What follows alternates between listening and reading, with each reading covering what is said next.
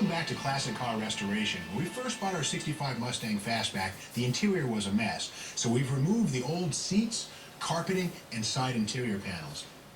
Now we're on our way to restoring the interior of our Mustang to better than new condition. Here to help with that job is Chad White. Chad, what are we doing? Well, we've got a great molded carpet here to put in our Mustang. This is molded to the original contours of the floor, and it's going to fit perfect.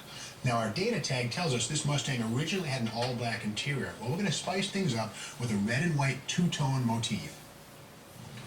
Thank you, Steve. I'm going to spray a little adhesive on here just to keep this in place. And we'll just slip this over the shifter. This underlayment is die cut, so it's made to fit the contours of the floor. Next is to install the passenger side underlayment panel. Hey, Steve. Now this one isn't going to require any adhesive. The important thing about underlayment, it's a moisture barrier. It keeps the moisture out of the interior of the vehicle, and it also does have some sound deadening effect. That's a real good fit. It fits the entire floor. We do the same for the panel for the driver's side, which also has a cutout for the headlight dimmer switch. After completing the front compartment, we install the rear underlayment. Now we're getting our underlayment in there. This goes over the center hump, has the holes cut out for our seat belts, and we're almost ready to put some carpet in. We have one more piece of underlayment and we're ready to go. This is actually the underlayment that will go under the back seat. And in time, this underlayment will mold itself to the floor, almost become one with the sheet metal. It's time for the carpet installation. It's designed for the contours of our Mustang and just requires a little fitting and trimming.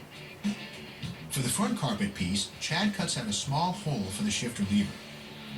Well, let's flip it over and we'll install the carpet. Sliding that right underneath the air conditioner.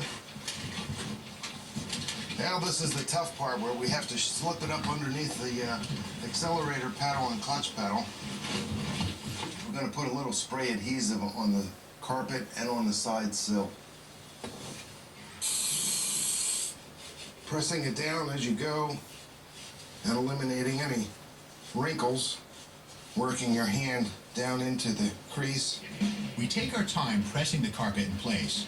Getting the side secure will allow the middle areas to settle down and form to the floor. Okay, your side should be probably just about dry now too. With the carpet secure, Chad cuts a hole for the headlight dimmer switch, installs the grommet through the carpet hole, and secures it around the foot switch. Moving on, Chad uses an awl to locate the air conditioning drain hole. He cuts a hole in the carpet using a small knife. Then he installs the drain tube through the carpet and floor and attaches the tube to the AC unit. Next, Chad locates and cuts the holes for the seat installation. The front seat is installed, lining the seat track bolts up with the holes in the carpet and floor. Then he presses the seat down and into place. Then the seat track spacers are installed. We'll go under the car and tighten the seat bolts up later. The shifter trim is installed by simply slipping it over the shifter and boot and under the rubber, which holds it in place. Lastly, Chad trims away the excess carpeting at the door sill. Here's the new sill plate. Boy, it looks nice, Steve. We got a lot of work to do in the interior of this car, so we're not going to quite install this yet. But this gives us a good idea of how nice this interior is going to look when we're finished. It's going to be beautiful. When we come back, we'll continue the interior restoration of our classic 65 Mustang.